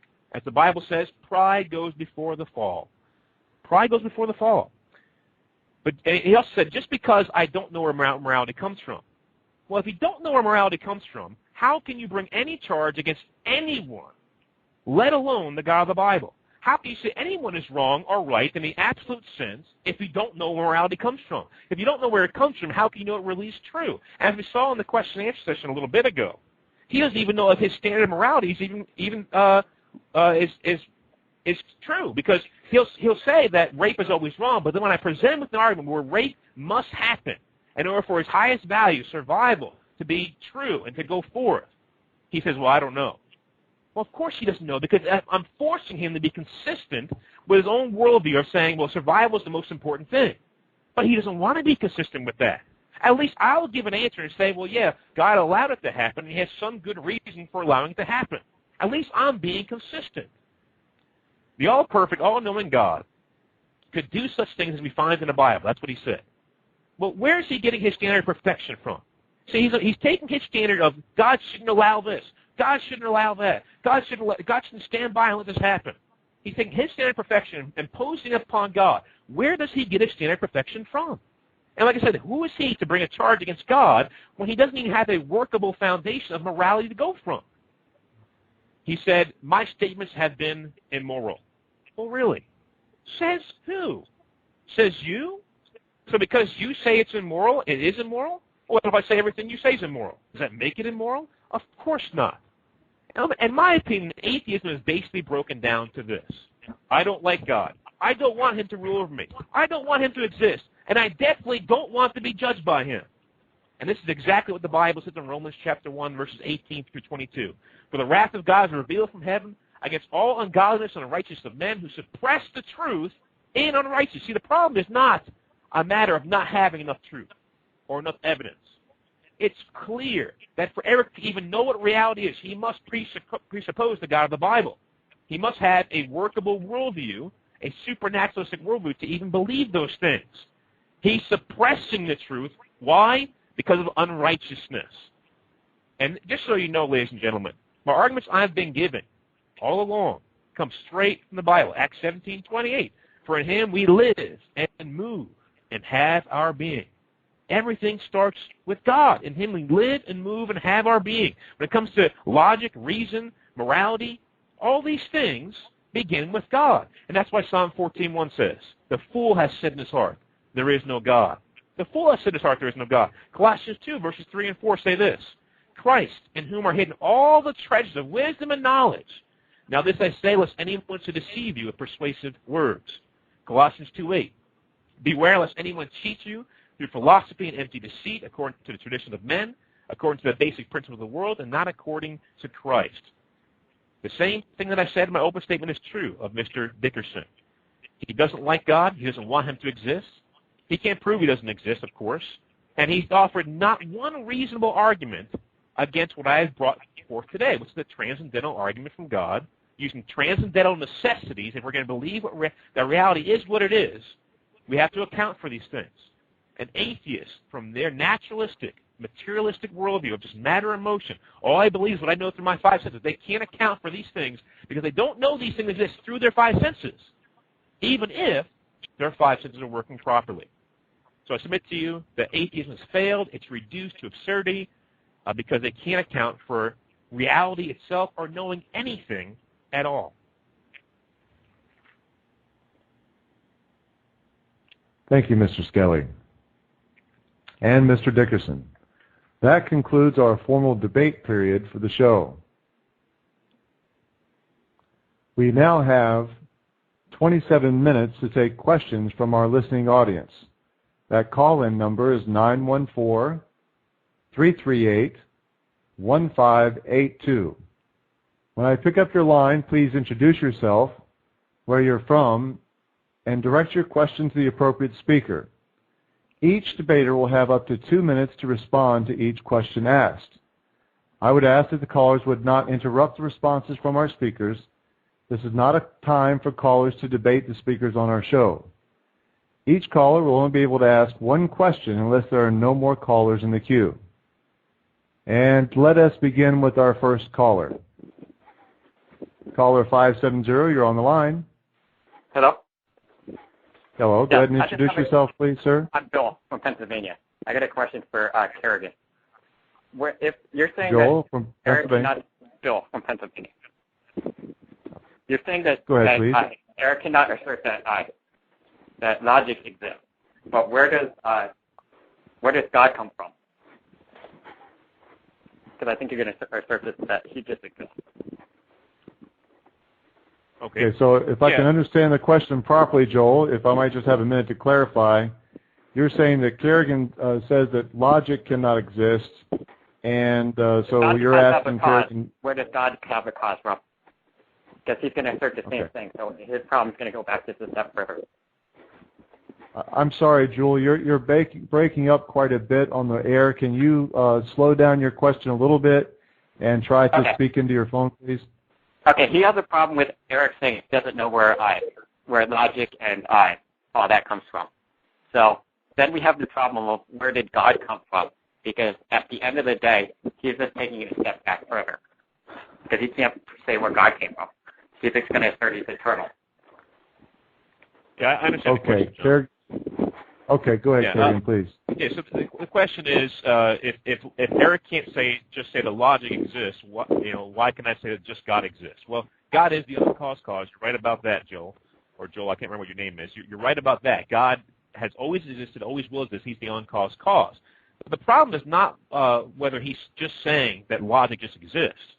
The problem is Eric's worldview, where he knows only what he knows through his five senses, can't account for abstract, immaterial, universal laws, like logic, which I really didn't bring up very much. I brought up the principle of induction, and I brought up morality. And he can't know these things exist because his worldview, he even said he knows what he knows through his five senses. And he can't even prove that that is true, that his five senses are working properly, by using his five senses. So I guess Eric, now it's time to respond. Yeah, Eric, you can have your 2 minutes to respond. With that said, I think at some point we need to stop this straw man where I have no reason to believe any of these things. I've given many different explanations that I'm just looking for evidence for. There's explanations I don't have. So there's explanations I've already given that are possible explanations I could explore, your God being one of them. Now, just because I don't know which one it is doesn't mean I can't use it. Again, I go back to the guy who threw the rock at the apple. You sound like him asserting that magical fairies that are invisible bring the apple down when the rock hits the ground, and saying, yeah, that guy has a better explanation than the guy who simply says he doesn't know why it hits the ground, but it just does. That is what Kerrigan's argument is in a nutshell. Is that your final answer? That is my final answer. Okay, thank you, Eric. Okay, we have a caller from area code 310. Caller 310, please identify yourself and ask the question of the debater you'd like to ask. This is Joel Jackson. I'm actually on one of Kerrigan's Facebook pages, one of his friends. I think that, like Kerrigan said, it boils down to Erik not wanting to believe his unrighteousness, because on a daily basis as a Christian, I pray for many people who are sick and are healed, and instantly. And I would be more than willing to prove that. And I think that, you know, even if something like that happened to Erik, he would try to deny it. Hello? Sir, I'm sorry to interrupt you. Do you have a specific question for our speakers, please? Okay. Well, I think that why doesn't he do his research and try to confirm like any of the miracles that happen in the Christian system, in the Christian religion, and instead of trying to, you know, invalidate the claims instead of not doing research? Like, why doesn't he do research on actual miracles happening to prove that there is a God and he exists? Okay, sir, are you presuming he hasn't done that research? Yes. Okay, let's ask Erik and see if he has. Hang on just a second. Erik, go ahead. Okay. I think your name was Joel, or what? I don't know what his name was. But I want him to just go onto Google, okay? Type in prayer study heart patients. There was no benefit from prayer. If you're saying that prayer creates miracles, why doesn't it work in studies? There were 3 groups done in an 1,800-person study over about 20 years, where the people who knew they were being prayed for actually fared worse. The reason they don't know, there's also prayer has failed. Go look up 11-year-old girl dies because parents pray to God instead of taking to a doctor. That is the problem with prayer. It fails. Go look up the towns where they have a cemetery full of people dead because their parents prayed instead of taken to a doctor's. These miracles are not true. Erik, I'm sorry to interrupt you, sir. I've stopped your clock. I wanted to give you a chance to actually answer his question, what I believe I understood his question to be, which is, have you researched the supernatural miracles and prophecies from the Old Testament, that's the predictions of, I guess, the Messiah to come, and have you researched that for yourself, sir? Go ahead. He started off with prayer, so that's what I was addressing first. Okay, but I apologize. If I've the research on the supernatural that occurred in the New Testament, is that what you're asking about? Is he aware that the New Testament at earliest was written in 65 Common Era? That is at least 32 years after Jesus' death. Most likely it was written in 7 years later, but I'll grant 65. There is no evidence from that time frame to back up any of these things. What is more reasonable? A man walked out of his grave as a zombie. You wouldn't believe that if somebody told you your dead friend Bob was down the street playing basketball. But if the Bible says so 32 years later, okay, great, that's got to be true. So these miracles that are supposedly occurring in the Bible are after the fact written, well after the fact written. It's far more likely that these were written to actually account for those instead of actually being from those. Erik, that's your time. And what I want to do is I want to bring the caller 310 back online and ask him to very carefully and ask his question, make it a succinct question for Mr. Skelly. Thank you. Caller 310. Yeah, I don't really have any questions for Kelly because I pretty much agree with everything he has to say. I have another question for Erik just to kind of flesh out what he was trying to prove to me. Can I present that question? Hang on just a second. This, as we said during the show, we're not going to allow the callers to debate the speakers. I want to give Mr. Skelly an opportunity to address the question that you gave to Mr. Dickerson. So I'm going to do that now, and then we'll bring you back on, okay? Hang on. Mr. Skelly. Yes, I understand the question, John. The question was, why doesn't Erik look into the positive claims of supernatural dealings in the Bible and even in modern day? Well, that's exactly what I said in my opening statement. He has a pre-commitment to atheist naturalism. It's not a matter of having enough evidence or not having enough evidence, like I said in my opening statement. It's a matter of his pre-commitment. And that's what I've been harping at all day, is that his pre-commitment to atheistic naturalism can't even account for the things he uses to bring against the God of the Bible. Now, he is always going to look for it, unless he's willing to give up his atheistic naturalism, his worldview, his system. He is always going to look at the supernatural and try to find a naturalistic explanation for it, or try to dismiss it as being a fairy tale or false. That's what he does, and that's what he'll continue to do because of his commitment to atheistic naturalism. It has nothing to do with evidence. Like I said, I've seen in debates before where atheists will say, well, make this building levitate off the ground for several minutes, and then I'll believe a God exists. If the atheists saw that, they wouldn't believe God exists. It didn't work in the Bible. Jesus did miracles before. People fed the people with the loaves and the fish. And what did they do? They rejected him in John 6, even though he did that. Like the Bible says, the Jews seek for a sign, the Gentiles seek for wisdom, and the atheists do both. But they'll be given the gospel. And the gospel is foolishness to those who are perishing. And God has chosen the foolishness of the preaching to save those who will believe. So he won't submit to it because that's his pre-commitment. His worldview doesn't allow supernaturalism, doesn't allow miracles. And so because his worldview doesn't allow those things, he has to look at them from an atheistic naturalistic point of view. Thank you very much. Now I'd like to go ahead and bring caller 570 back online and see, I think they had another question. Caller 570, did you have another question for our speakers, please? Let me think. Okay, well, go ahead and think on that for a moment. Kerrigan, can I ask you again? Does God have the power and the ability to stop children from being raped? And if so, do you have a real explanation to why he doesn't, or are you just asserting that there's a good explanation and saying you don't know that Erik did again?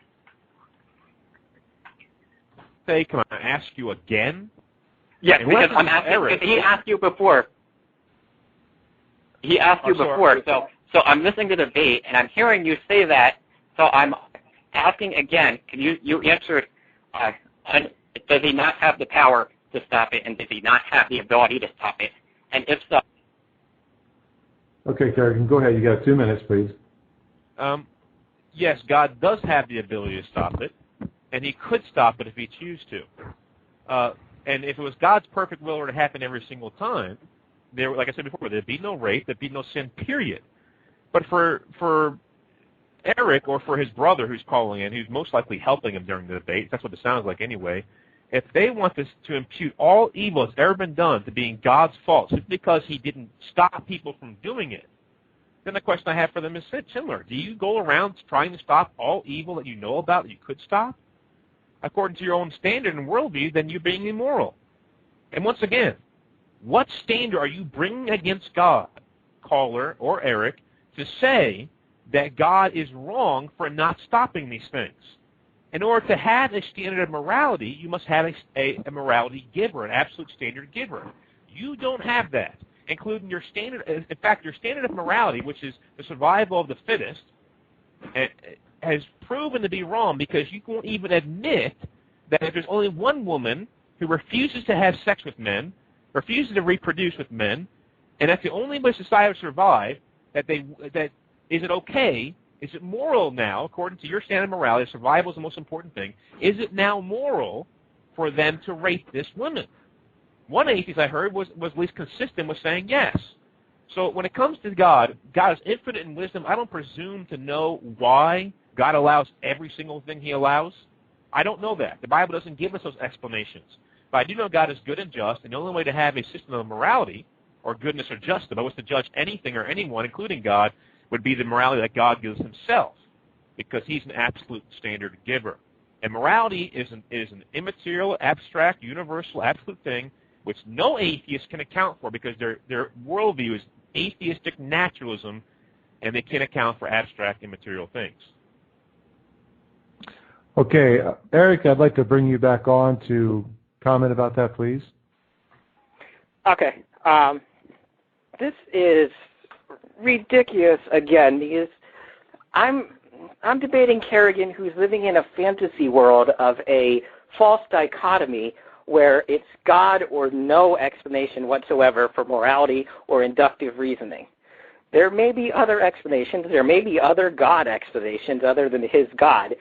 If we can't even debate in the realm where all possibilities are explored, that doesn't make for a fair debate in a real-world situation. He wants there to be two explanations. He wants to straw man my explanation of I just don't know what the explanation is. He has yet to prove his explanation for it. And again, I say, I don't know is better than asserting. That is all he has done. Why can't he see that?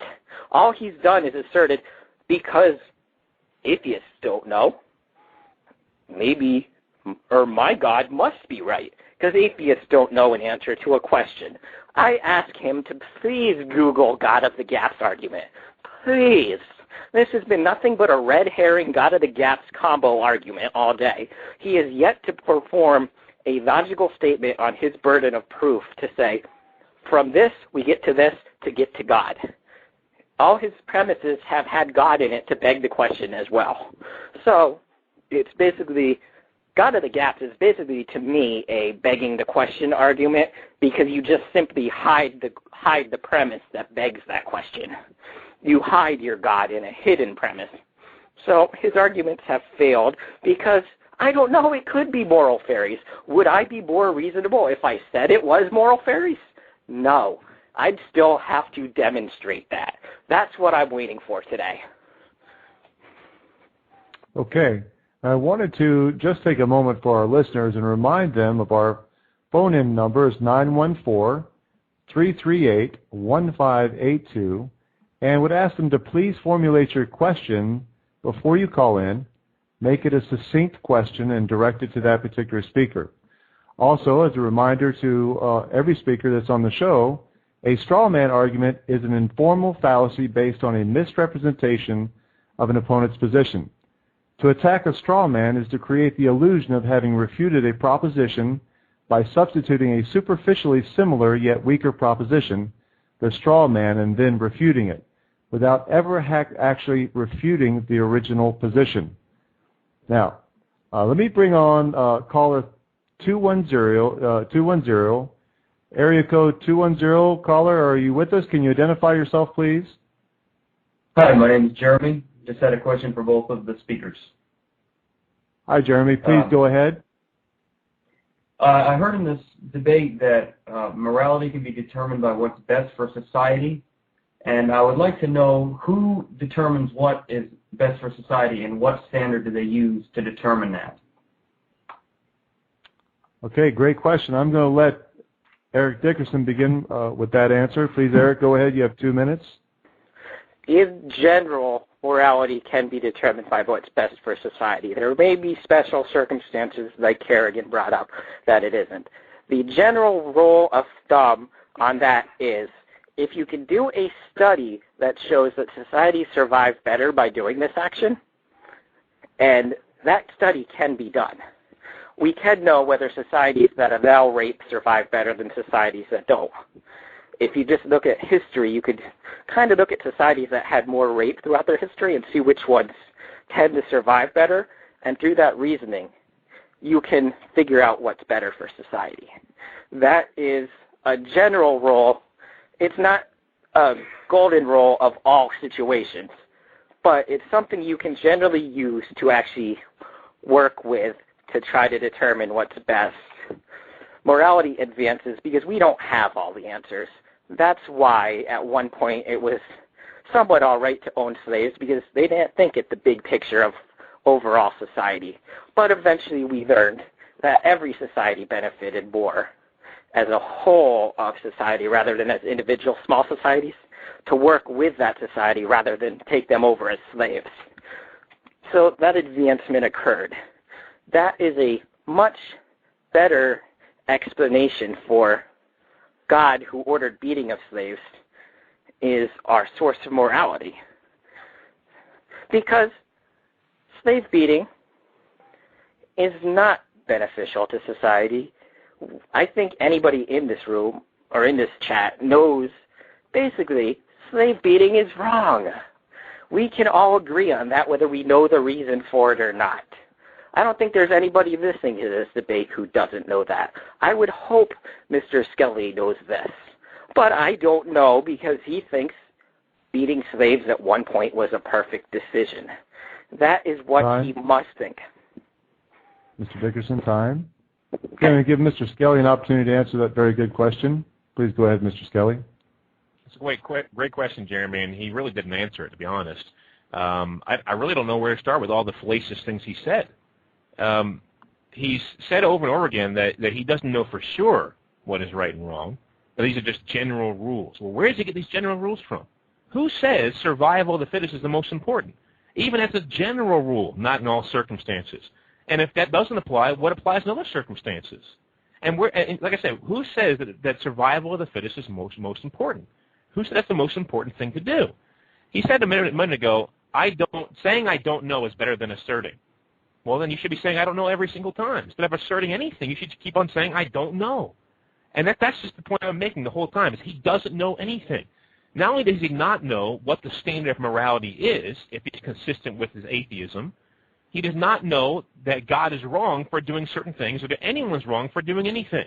He couldn't possibly know that with any kind of absoluteness, any kind of surety, because he doesn't have an absolute standard of morality. It's the same question I've asked him all along, and he hasn't given an answer for it. He's said, I don't know, many times throughout this debate. And once again, I've never said that it was God's perfect will for certain things to happen. I said God has allowed things to happen. He has a good reason for allowing things to happen. I have said I don't know why he allows things to happen, certain things to happen. But if God's perfect will was done, there'd never be rape, there'd never be lying, there'd never be stealing, there'd never be any kind of sin. And Erik, once again, is trying to impute all the sin, all the evil that's ever happened in the world to God, because he hasn't done anything about some of it. But is he doing everything he can about all the crimes in the world that he knows about? Of course not. So according to his own standard, he's an immoral monster. Okay, thank you very much, Kerrigan. I'm going to go back to Jeremy, who asked such a great question, and to see if he has a follow-on question. Jeremy, did you have a follow-on question? Not really, but the reason I asked the question was, I have another question. I would say, how can we evaluate whose opinions on which moral standards are the best? For example, in Nazi Germany, the society there determined that the best action would be to eliminate certain races, whereas the American culture determined that it was better if we didn't eliminate certain races, that we help liberate them. So how could we determine between these two cultures to decide which one is right and wrong? They both may have performed studies and concluded on their own independent studies that they were right. So how can we, independently of either of them, decide which culture is right in what they did? Okay, another good question there, Jeremy. Thank you very much. I want to go back to Erik, and speakers, if we could limit ourselves to 1 minute now. We're getting towards the end of the show. Let's try and limit ourselves to 1 minute to answers, if you would, please, Mr. Erickson, or Dickerson, sorry. Okay. I would say that we can stop this red herring of where did morality come from. There's been no proof that morality came from God. So we can just say we don't know whether it comes from society or not. But one thing we can all agree on right now is that based on the evidence we have, it helps everyone survive if we don't have to worry about other countries eliminating races they don't particularly like. If you want to survive, it's probably in the best interest of everybody. And this is part of our, I'm trying to think of the actual term, but part of what our instincts go towards survival. That's part of what has happened with evolution. And at the end of the day, if we survive, that's the best thing for us. So time, Eric. That was. Okay, thank you, Eric. We want to limit this to 1 minute. Kerrigan, if you could, please. Yeah. He's not going to convince someone who's suicidal that survival is the most important thing. Once again, he can't give a reason, an absolute standard of morality. He won't be able to because he has no absolute standard giver. Jeremy asked a good question about this morality with Nazi Germany. Hitler really believed, and people who are scholars on Hitler will say this, Hitler really believed he was doing what was right, that he was eliminating the Jews from society to benefit society and survive and create a utopian society. He really believed that. And I don't know why he believed, but he really did. If survival was the most important thing, should we commit euthanasia? Should we have abortions for people who aren't going to be good parents? Should we kill people who we know are going to be criminals in the future? These are the kind of problems you're going to have from an atheist worldview if you're going to say survival is the most important thing. God is the most important thing. And giving him glory and living for him and knowing him is the most important thing. Thank you, Kerrigan. Now we have a caller from area code 919. Please identify yourself, please. This will be the last question of the debate. Yes, my name is Matthew, and I'm from North Carolina. And I had a question for Mr. Dickerson. I was wondering, based on I'm not sure if you've researched a lot of it, but the scientific consensus of the beginning of the universe, and where, in your opinion, did everything come from? Okay, we're running out of time. Eric, go ahead and take a shot at it, buddy.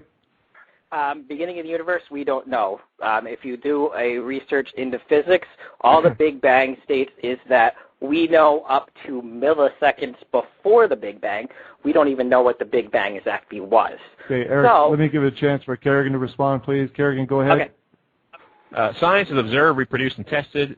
Atheists couldn't possibly know these things because they trust in science for everything, which they can't even trust in itself. They can't answer these tough questions. Either you have infinite regression or everything coming from nothing, life coming from non-life, intelligence coming from non-intelligence. But I believe intelligence came from intelligence. God is the uncaused cause who began everything, and atheists, of course, can't say that. So they're reduced to absurdity, and they even break their own scientific laws with their philosophies and theories about the beginning of the world. Okay, thank you so much. That concludes our show. This has been a great opportunity for debate.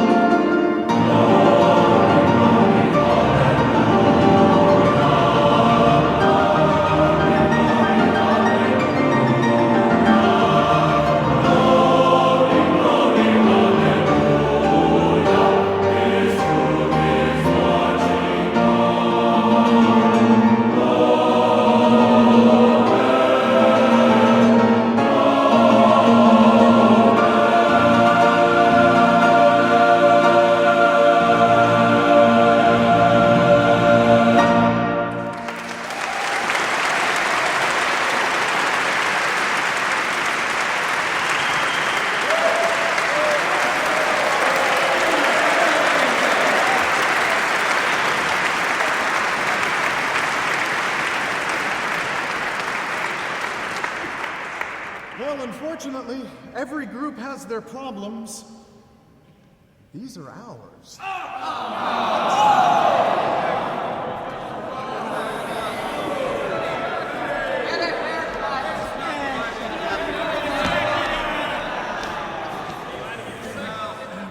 Good evening, ladies and gentlemen. Please allow us a moment to introduce ourselves to you. We are the Skids. The Skids. Yeah. Now, ladies and gentlemen, this is a song about my ex-girlfriend. Yeah, mine too. Is she here? Hey, shut up! Hey, Maestro, let me get a C flat.